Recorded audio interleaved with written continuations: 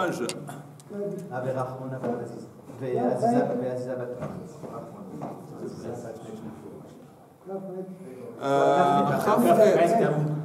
Chafret Amoud Bet. Cinquième ligne en bas, les grandes lignes. Ouais. Deux fois en bas, au bout de Amar Rav. C'est 3 lignes, il me semble. Non, cinquième ligne, il y a deux points en bout. Matia ben Shmuel. Voilà, Oui. c'est ça. Matia ben Shmuel Omer, Vehu Omer Hen. Vous vous rappelez que dans la Mishnah, quand ils ont envoyé quelqu'un le matin pour monter sur le toit du temple, pour annoncer la première apparition de la lumière du jour, la lueur de l'aube, il disait, il y avait une formule qui disait par Kai, et la lumière s'est répandue jusqu'à Hebron. Et on voit dans la Mishnah quelqu'un d'autre qui confirme, qui dit Hen, oui. Alors la Gemara veut dire, alors voilà, la Gemara dit, c'est qui exactement qui confirme? Apparemment c'est flou. C'est le. C'est à peu près 1, 2, 3, 4, 5, 6, 7, 8 lignes d'en bas de la page. 8 lignes d'en bas de la page, il y a 2 points. Alors, Amat ben Shmuel Omer, Man Amahen, qui est celui qui a confirmé, qui dit oui? Il est Mahach de Kai à Igre. Si tu me dis que celui qui guette sur le toit, Hu Chalim vehum Mafsha, c'est lui qui rêve le rêve et c'est lui aussi qui explique le rêve. Ça veut dire, quand il y a quelqu'un qui rêve un rêve, après il va quelqu'un d'autre pour lui expliquer son rêve. Si tu lis que la même personne qui fait l'annonce, c'est aussi la personne qui confirme, ça fait un peu bizarre. Et donc, d'une façon de parler, c'est lui qui rêve et c'est lui aussi qui explique le rêve. Elle a Hach de Kaya Ara. Mais si tu me dis c'est celui qui est sur le sol, dans la cour du temple, Manayada, comment il sait? Ça veut dire que s'il confirme, comment il fait pour il confirme ce qu'il n'a pas vu. Exactement. Alors la Gemara explique, Ibaitema Hach de Kaya Ara, Ve Ibaitema Hach de Kaya Igra. Je peux t'expliquer que peut-être ça fait affaire avec celui de Kaya Agra qui est sur le toit. Et si tu veux, peut-être c'est celui qui est Kaya Ara. Ara, c'est celui sur la terre. Dans la cour, sur la terre. J'ai juste lu ça à l'envers. De Kaya Igra. Ibaitema Hach de Kaya Igra, peut-être c'est celui sur le toit. Ama Ihu Heir Pnei Kol HaMizrach. Alors lui, il annonce, celui sur le toit, que l'est, l'horizon à l'est s'est illuminé. Va'amar le Hach de Kaya Ara, celui qui se trouve sur le sol, lui demande Ad Shebechebron. Va'amar le Ihu Hen. Et lui, il répond oui. Donc là, on comprend dans ce scénario. Et il y a une autre possibilité. Eima Hach de Kaya Igra.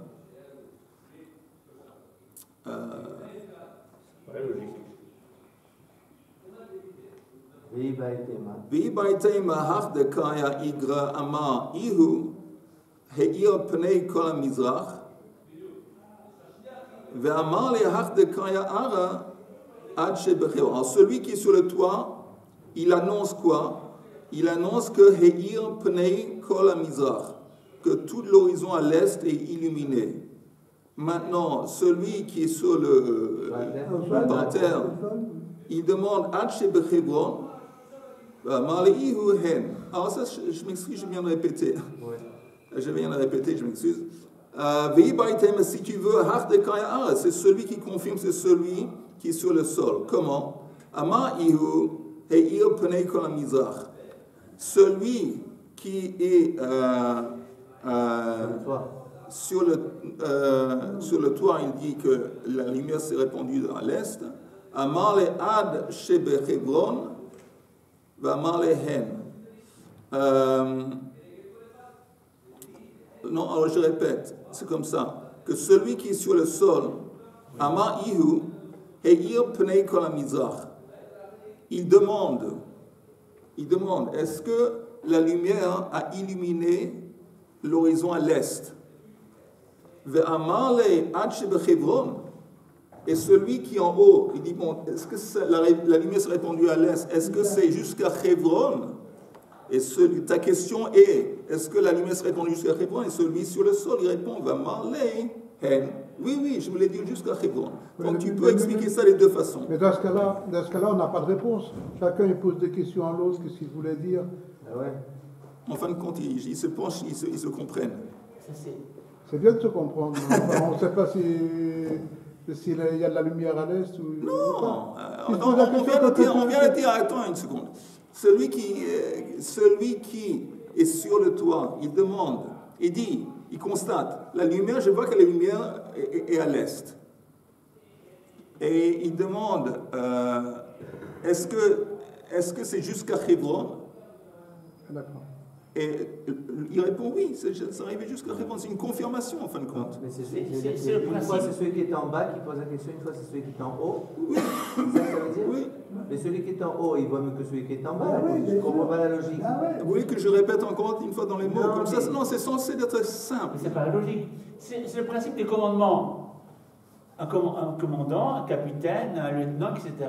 C'est un ensemble. Je veux dire que le capitaine va interroger le lieutenant, etc. Et chaque fois, il va se solliciter l'autre pour savoir si, oui ou non, il a fait tous les... Qu'il soit le capitaine ou qu'il soit son papa. C'est un détail, messieurs, c'est un détail. Il va l'interroger, il dit... Richard, tout ça, c'est un détail technique. Entre parenthèses, il y a une confirmation. Et c'est qui confirme la lumière et c'est répandu jusqu'à Hebron, et c'est tout.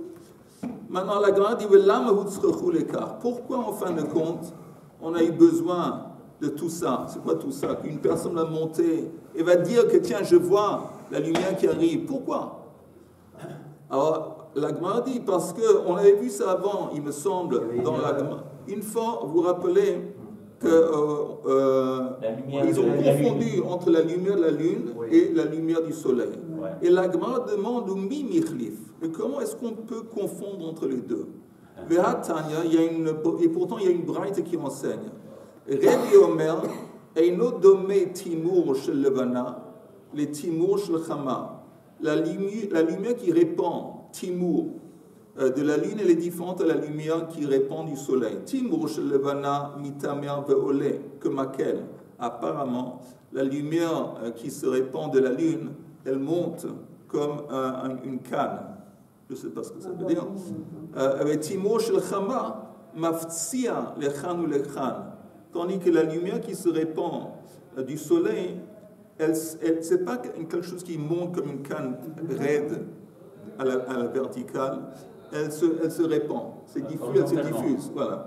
Donc quand le soleil monte, c'est la lumière qui s'y répand, elle se diffuse des deux côtés.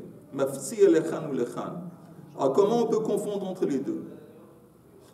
Tana devei Rabbi Ishmael, Yom Meunan Haya, Vemaftzia Lechan ou Lechan. Il dit, comme c'était le jour qui se sont trompés, Yom Meunan, c'était un jour nuageux. Alors, il se fait que la lumière qui apparemment est raide, qui émane de la lune, elle a été aperçue à travers les trous dans les nuages, et ça a donné l'impression que c'est répandu. Ça, c'est plus ou moins l'idée. Amara Papa, Shma Mina Yom de Eva Kulei Shimsha. J'entends de là qu'un jour, Yom de Eva c'est nuageux, un jour nuageux où il y a du soleil, Kulei Shimsha, partout il y a du soleil, partout c'est ensoleillé. Ça veut dire. Un jour nuageux, partout ensoleillé. Oui, regardez juste le Rashi. Il est un peu plus en haut dans le Rashi, il est pas mal plus en haut. Le titre du Rashi, c'est Yomad de Eva, Kulei Shimsha. Vous l'avez le titre du Rashi? Yomad de Eva Kulei Shimsha. Afilu b'makom tsel, même dans un endroit où il y a de l'ombre, c'est chaud. שהחמה בוקעת בכל מקום, ואינה יוצאת דרך חלון כנגד החלונות שהאבים עומדים בפניה, והיא מתפשטת עליהם ובוקעת בכל פיסוק שבהן. Si tu commences à m'introduire cette histoire, que quand il y a des nuages, ben, la lumière de la lune, on avait dit, elle s'est diffusée parmi tous les trous des nuages, ça veut dire que quand il y a un jour nuageux, il y a du soleil, c'est que le soleil se répand partout. Ça veut dire quoi? Alors la Gemara demande, c'est quoi la nafkamina? Le maï nafkamina. Vous voyez l'avant-dernière ligne. Le chatou rei orot. Ça va nous aider si, par exemple, on veut étaler des peaux après qu'on a fait shrita, on a enlevé la peau, on veut la sécher, on veut qu'elle soit sec. Alors, il faut la mettre au soleil. Alors, quand il y a un jour nuageux, on peut même étaler, on peut même étaler les peaux à l'ombre. Parce que même à l'ombre, il fait chaud. Inami, une autre nafkamina, le kededarash rava, isha, lotilosh, lobechama, velobechamei chama. On avait dit que pendant Pesach, une femme ne peut pas pétrir une pâte, ni lobechama, velobechamei chama. Parce que quand, encore une fois, c'est un jour où il y a du soleil, mais il y a des nuages, alors il fait très chaud, et donc elle ne peut pas se permettre de pétrir la pâte de peur qu'à cause de la chaleur, l'eau va devenir l'eau et la farine, ça va devenir chametz. Et donc il faut faire gaffe parce que c'est chaud. Même si on ne voit pas les carnets shemesh, les rayons de soleil, que tu saches qu'il fait chaud, parce qu'en quelque sorte, c'est les nuages qui accentuent. On a fait ça là maintenant? Oui, on dit les quoi nafkamine. Tu me dis qu'un jour nuageux, ben, il fait chaud partout. Alors, ok. La Gemara ne nous donne pas des conseils, comment on dit, météorologiques. Alors pourquoi faire cet enseignement? Il y a deux nafkamina. Un, c'est si quelqu'un il veut étendre une peau par terre, étalée pour la sécher. Alors il peut même le faire à l'ombre, parce qu'il fait tellement chaud que même à l'ombre il fait chaud. Et un autre nafkamina, c'est pendant Pessah qu'une femme est en train de pétrir de la pâte, qu'elle sache que c'est dangereux parce que dans cette situation où il y a du nuage, on sait que le soleil derrière le nuage, il fait très chaud. C'est quoi Chamé Chama? Chamé Chama, c'est dans de l'eau qui est très chaude. Amar Rav Nachman, Zuhama de Shimsha, caché mais Shimsha. Qu'est-ce que ça veut dire Zuhama? D'abord, Zuhama, ça veut dire l'irlour. Hein? Comment on dit l'irlour? Les saletés. Les saletés. Alors, les saletés du soleil sont plus dures que le soleil lui-même. Ça veut dire quoi? On parle encore une fois d'un jour nuageux. Alors, c'est quoi les saletés du soleil? Ça veut dire qu'en quelque sorte, les détritus, c'est les restes du soleil. C'est quoi les restes du soleil? Ce n'est pas le soleil qu'on reçoit directement. C'est les morceaux de soleil qui passent à travers les trous du nuage. Apparemment, ces morceaux de soleil qui sont les rayons de soleil qui nous atteignent à travers les morceaux de nuage, les trous, ils sont plus durs que le soleil lui-même. Le simaner, et on nous donne un signe, dana de chala, un tonneau de vinaigre. Alors qu'est-ce qui se passe? Un tonneau de vinaigre, regardez le Rashi. Zama, il y a un Rashi, Zama. Zuhama de Shimsha, Oto Chom Shel Yom Meunan. On parle encore une fois de cette chaleur d'un soleil pendant un jour nuageux. Prochain Rashi, Dana de Chala. Chez Pia Satum, on parle d'un tonneau dans lequel il y a du vinaigre et il est fermé. Chez Pia Satum Yafé, Shelo Yeitse Reicho Veyachalosh. Alors qu'est-ce qui se passe? L'odeur du vinaigre ne peut pas sortir et ce n'est pas dilué. Donc c'est comme c'est renfermé à l'intérieur, c'est intensif. שלא יצא ריחו ויחלוש, וכשאתה נוקב נקב קטן, יוצא שם ריח חזק מאוד. Et suffisant de faire de percer le tonneau un petit trou, et tout à coup, l'odeur qui va sortir va être très forte. Chazak me'od, kach yom ha'meunan, mitoch she'achama mechusa, ve'chom she'lakavush, comme en fin de compte, c'est comme si le soleil était recouvert, de la même façon qu'un tonneau, il est recouvert par le couvercle. Alors le soleil est recouvert en quelque sorte, la lumière du soleil est recouverte par les nuages.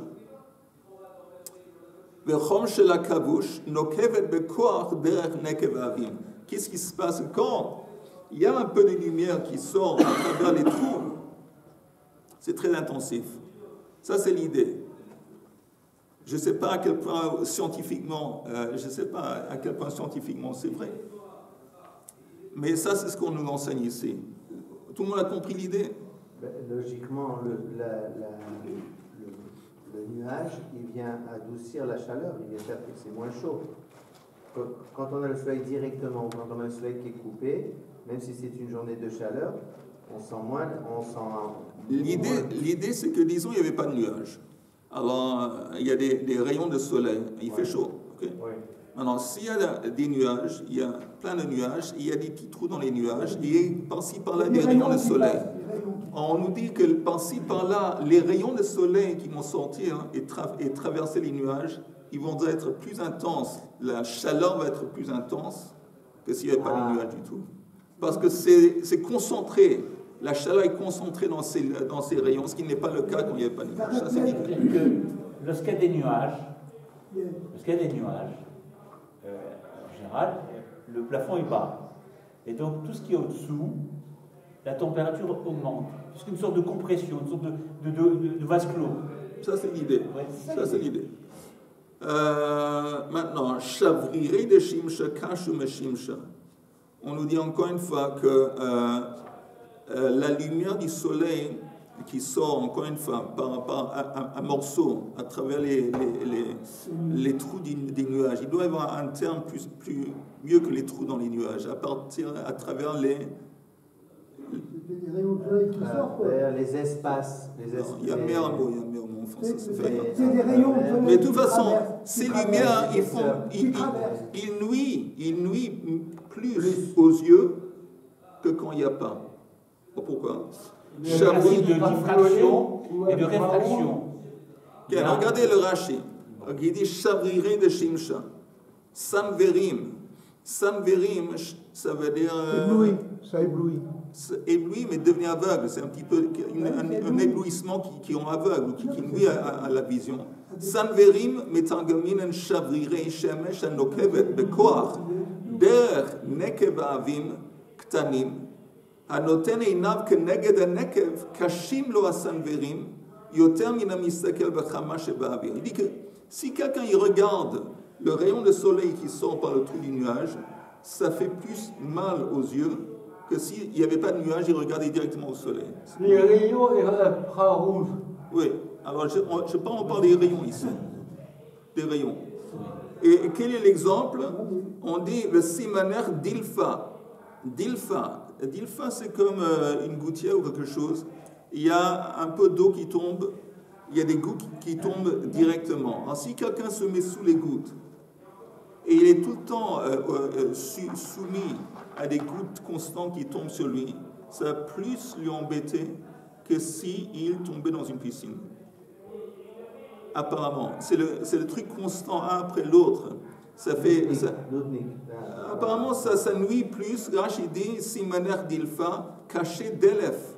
Encore une fois, c'est comme un ruissellement, un petit peu d'eau qui tombe. D'Elef a yored à la Adam, mais chez Imnichnas kol guful mayam. C'est plus embêtant pour lui que si lui il rentrait avec tout son corps dans de l'eau. C'est-à-dire que Rashi il explique Rashi que de passer de l'ombre à la lumière, ça fait mal aux yeux. Oui. Quand on est à l'ombre, on a une certaine ria, tu passes à la lumière, tu es ébloui. Ébloui. Et là, c'est pareil dans tous les exemples. C'est-à-dire que tu passes d'un côté à l'autre, il y a un changement qui est pas dur à supporter, mais qui est gênant. Et le changement est difficile. En haut de la page suivante, on passe à une autre idée, mais c'est la même, on est dans le même contexte. De Hirhure Avera, Kashu me Avera. Les pensées qui sont liés à une transgression, à un chet, ils sont pires que la vera elle-même. D'abord, il faut juste comprendre. Qu'est-ce que ça veut dire, ils sont pires que la vera elle-même? D'abord, regardons le Rashi.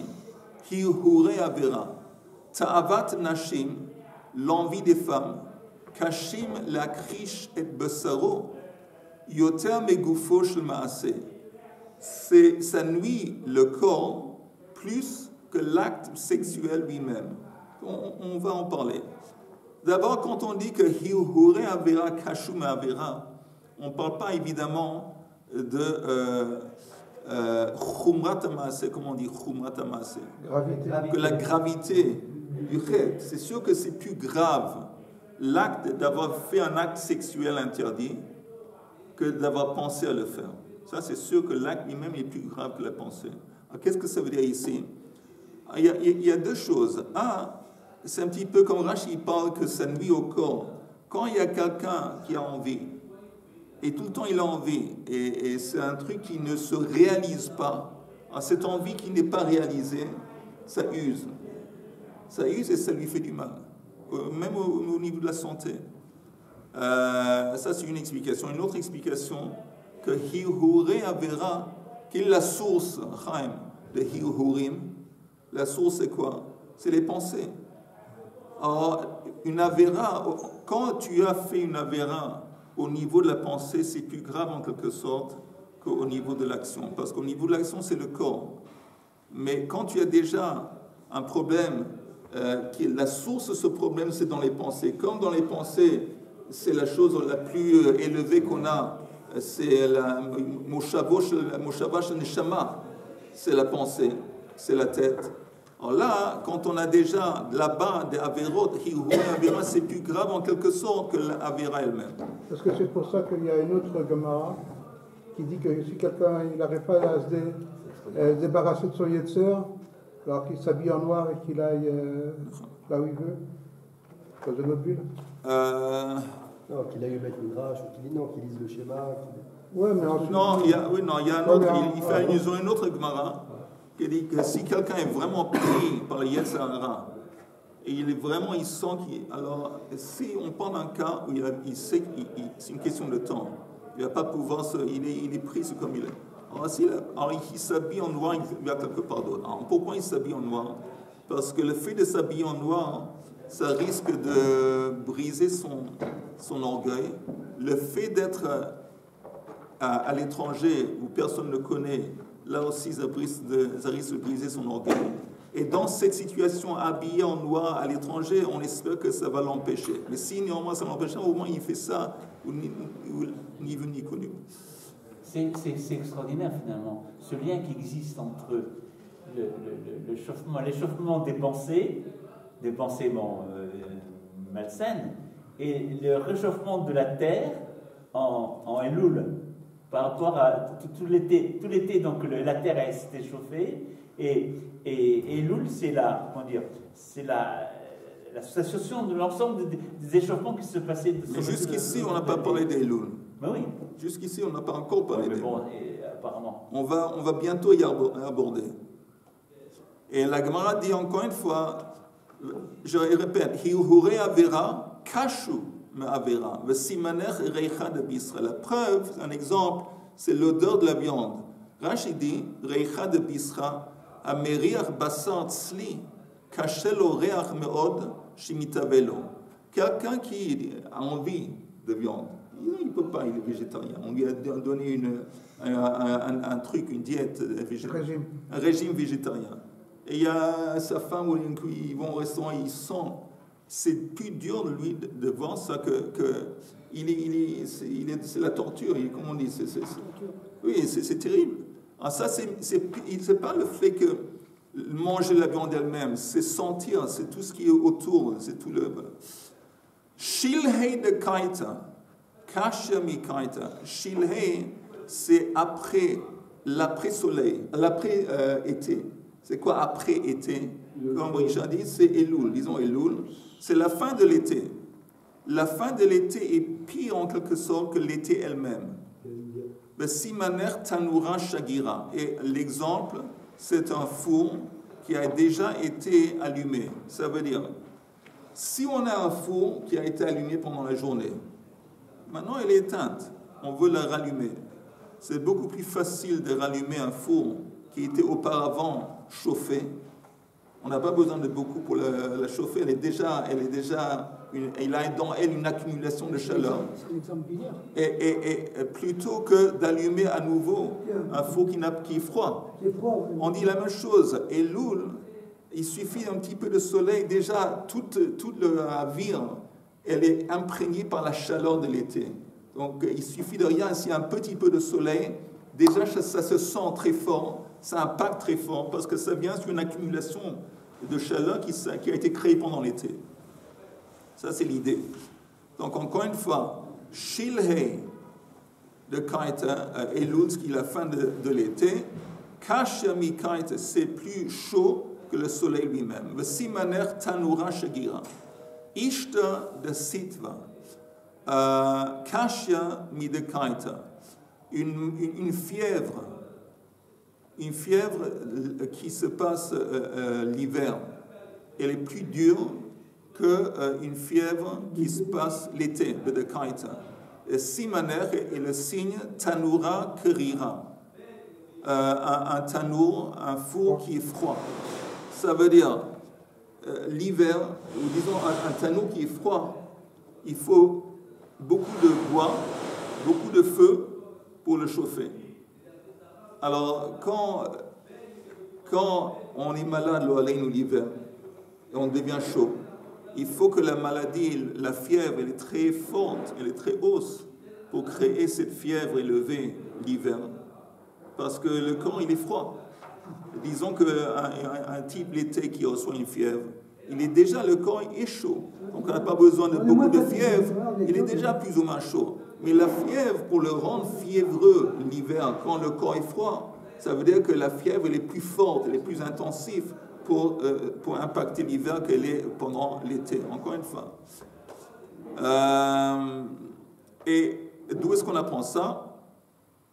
Simaner Tanura Krira. Si on a un four qui est froid, encore une fois, tu veux maintenant le chauffer, on a besoin de plus de bois que si le four il était auparavant chauffé. Migma be'atikta kasha mechadata.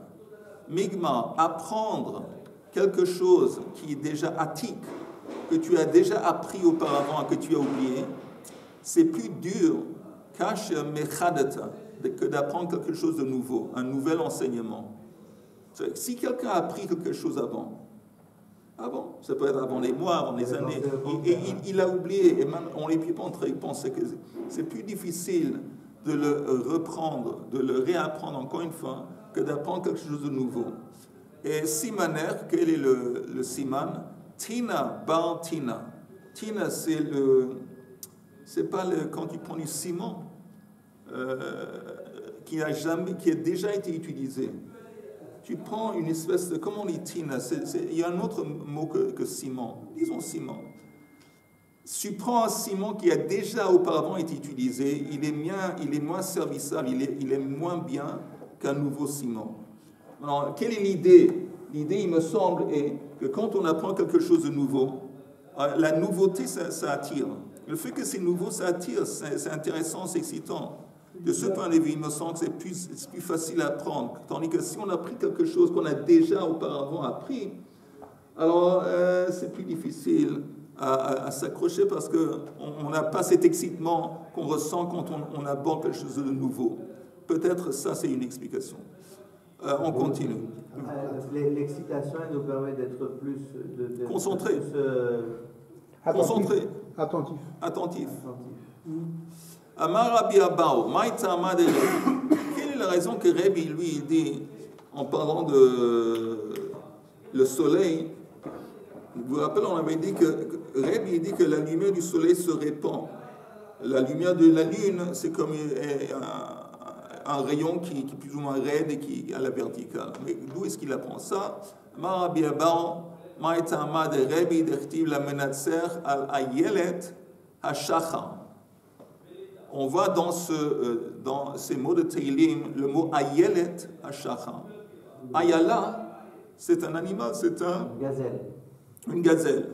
Shachar, c'est le matin. Il y a un lien entre Shachar, le matin, et entre Ayala, une gazelle. Ma Ayala zu karnea maftzilot lechan ou lechan. Af Shachar ze maftzia lechan ou lechan. De la même façon que les cornes d'une gazelle se répandent des deux côtés, quand les cornes d'une gazelle, quand ils poussent, c'est pas un truc raide, voilà, c'est comme ça, non. Ça se répand dans les deux côtés. Alors, la même chose avec le matin, la lumière du shachar, elle se répand, elle se diffuse, elle se répand des côtés. Amar Rabbi Zera lama nimshela Esther le Ayala. Pourquoi Esther a été comparée à une gazelle? Maintenant, regardez le Rashi. Rashi qui dit un peu plus en bas, Lama nimshela Esther que Ayelet. B'masechet Megillah. Vous voyez le titre? Oui. Vous voyez le titre du Rashi? Lama nimshela Esther que Ayelet. B'masechet Megillah amrinan de Esther amra mizmor ze. Que l'auteur de Mizmor Ayelet Hashachar, c'est Esther Amalka. Ça, c'est selon la tradition. Alors pourquoi? Quel est le rapport? Elle a dit ça, Kevan shehigia le Beit Etzlamim, nistalka himena shrina. Au moment, vous entendez, Mordechai lui dit que tu dois à tout prix demande, avant une audience avec le roi, Achashverosh, il demandait de prendre pitié, de faire pitié, et d'essayer de sauver l'âme Israël. Et elle a dit, c'est impossible, personne ne peut initier un rendez-vous avec le roi. Elle dit, où ça, c'est foutu. La Yeshua va venir, mais si elle ne va pas venir à travers toi, elle va venir par quelqu'un d'autre. Alors, elle rentre. Non, pour arriver à la chambre du roi, il fallait passer par une chambre où il y avait des idoles. Et elle est arrivée, comme ici, le Beit Etzlamim, l'endroit, la pièce où se trouvaient les idoles, et la Shrina l'a quittée. Et elle s'est sentie, elle a paniqué, elle s'est sentie seule, elle s'est sentie sans support. Et là, elle a dit, apparemment, plus ou moins, ce Teilim, ce chapitre de Teilim, c'était un cri de cœur qu'elle a adressé à Kadosh Baruch Hu dans ce moment qu'elle s'est sentie, voilà. Shrina Amra, Eli, Lama Azavtani. Ça fait partie de pourquoi est-ce que tu m'as quitté maintenant, surtout à ce moment de détresse où j'ai tellement besoin de toi. Alors, je retourne à la Gemara.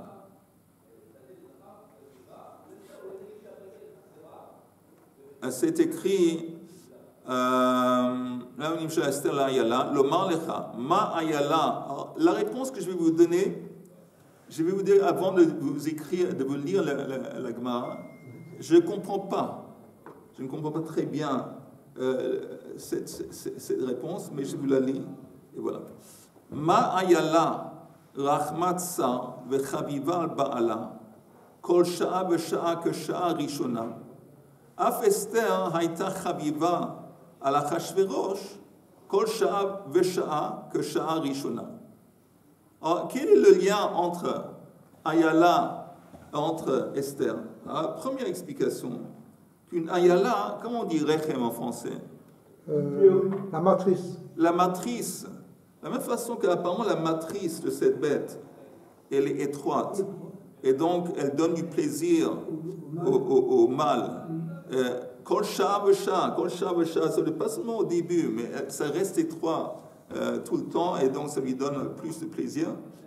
La même chose avec Esther, que sa matrice était étroite, elle donnait du plaisir à Achashverosh, Kol sha'a v'sha'a kesha'a rishona.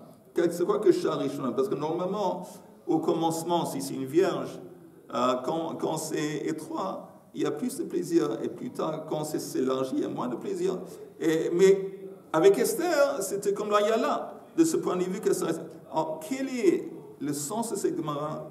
Je m'excuse, je regrette de ne pas vous... Je ne sais pas. Amar, non, il doit y avoir un sens, et je vais essayer de creuser, mais moi je ne sais pas. Amar Rabbi Asi, Lamanim Shalom. Maintenant, une autre réponse, une autre question, et qui est plus facile à aborder.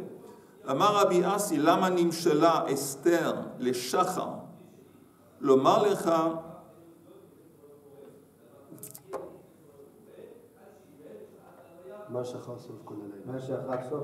Non, non, juste, je pense à ça, quel est l'intérêt que Esther, elle donne du plaisir à son mari, même que Charishona. Ça Quel est contredit une l'intérêt? idée.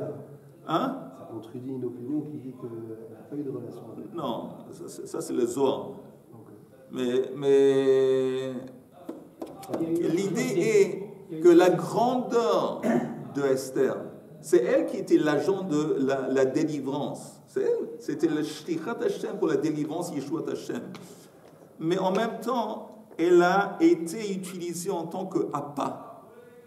Appa. Parmi toutes les femmes dans le royaume de Paras, la femme qui était choisie, c'était Esther. Et maintenant, pas seulement il y avait un miracle, qu'elle n'était pas particulièrement belle, on dit qu'il est Irak Rocket, elle était un peu verte, mais elle avait un chêne, elle avait une grâce, un charme qui l'a conquis. Mais même au niveau des relations sexuelles, il y avait quelque chose qui... Tout ça, je pense que c'est une expérience, un Kadosh pour la former de sorte que c'était une appât, c'était un appât parfait. Que même un type que pour lui, Achashverosh, c'est la seule chose qui compte pour lui dans la vie, et c'est un peu comme Trump, c'est un coureur de femmes, qu'est-ce qu'il cherche? Le plaisir. Ok? Un goy est parfait, il cherche tout ce qu'il cherche, c'est le plaisir. Esther a été fabriquée pour ça. Et le miracle d'Esther, que c'était le mélange d'une kedusha incroyable, c'est elle qui est l'auteur de Hayat HaShachar, elle dans le Teilim. Ce lien, elle a ressenti, Ashrina l'a quitté, elle était dans l'angoisse.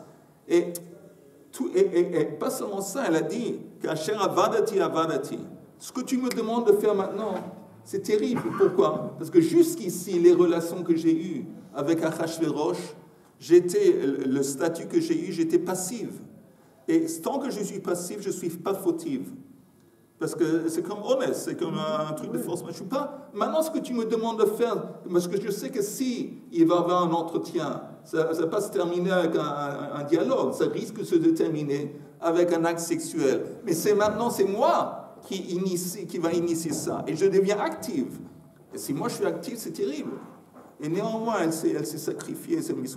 Mais tout ça, en même temps, quand elle a créé de façon, je pense peut-être que c'est une explication qu'on va... Voilà. Mais en attendant, la Gemara nous dit pourquoi elle a été Nimshela Esther le Shachar Lomar Lecha. Ma Shachar sauf Kol Halayla.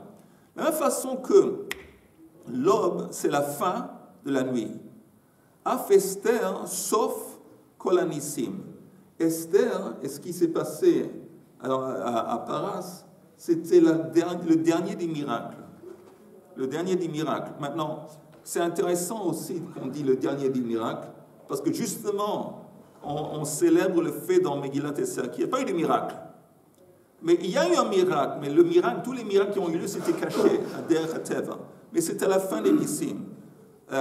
Donc c'est pour ça qu'elle s'appelle Shachar, Ayelet HaShachar. Parce que Shachar, c'est la fin de la nuit.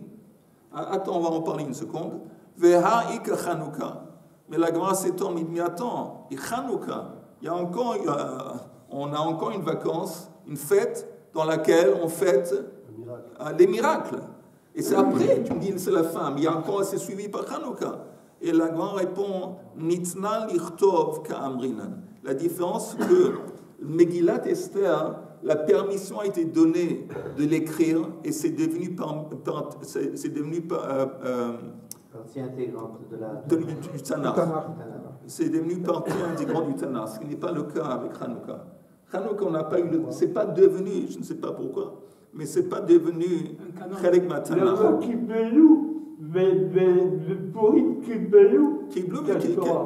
Kitvu, c'est écrit dans la Megillah, ils ont écrit.